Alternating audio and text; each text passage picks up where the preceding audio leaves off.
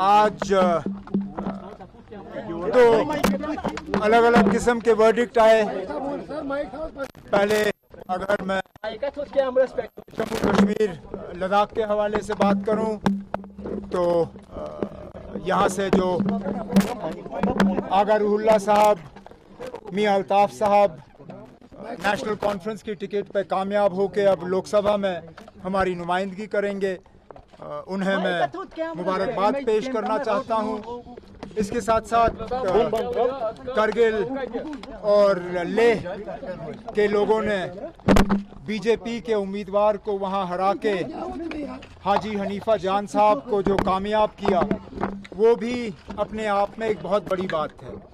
मैं करगिल के लोगों को और उन लोगों को जिन्होंने हाजी हनीफा जान साहब को वोट डाले, उनको मुबारकबाद पेश करता हूं। जहां तक मेरे अपने सीट की बात है, जाहिर सी बात है कि मैं इस अंदाज में आपसे बात करना नहीं चाहता था।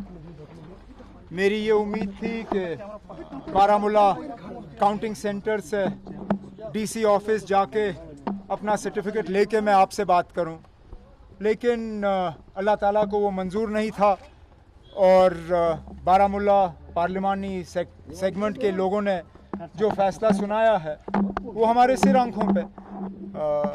मैं जानता था कि ये मुकाबला मुश्किल होगा। शुरू में जिसके खिलाफ मैं इलेक्शन लड़ रहा था वो उसकी मुखालफत करना मेरे लिए ज़्यादा आसान था। इंजीनियर रशीद साहब जब मैदान में उतरे तो जाहिर सी बात है इलेक्शन में उनका मुकाबला करना हमारे लिए थोड़ा सा और मुश्किल पड़ गया। और जिस तरह का सेंटिमेंट बना, जिस तरह नौजवानों ने, हमारी माओं ने, बहनों ने इंजीनियर रशीद की रिहाई के लिए वोट डाले, नतीजा अब आपके सामने है। लेकिन चलिए, कभी कभार इलेक्शन में जो है हार जीत होती है।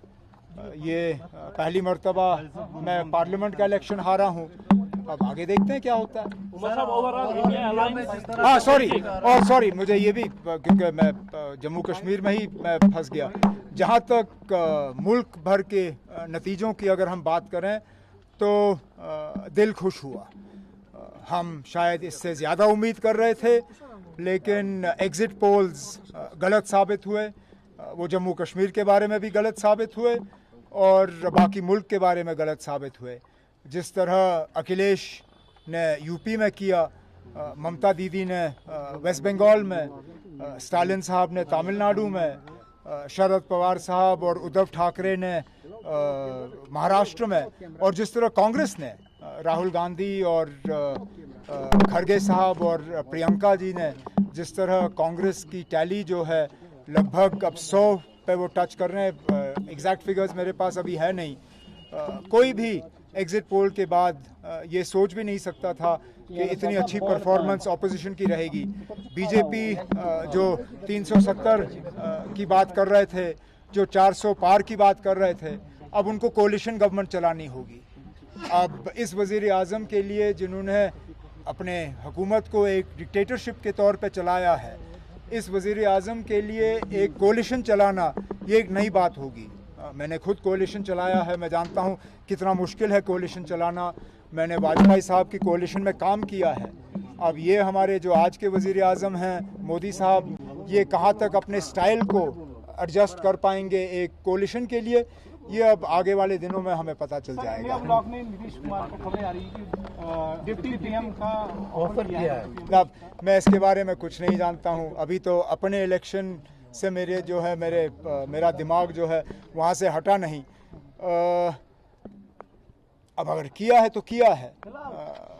फ़िलहाल तो मुझे लगता है हमें जोड़ तोड़ की हुकूमत नहीं करनी चाहिए, हमें जोड़ तोड़ की सियासत नहीं करनी चाहिए। प्री पोल अलायंसेस जो रहे हैं, मेरा अपना मानना है कि प्रेसिडेंट राष्ट्रपति साहिबा को प्री पोल अलायंस के तौर पे जो है अपना फ़ैसला करना चाहिए, और जो लोगों का फ़ैसला है वो हमें तस्लीम करना चाहिए।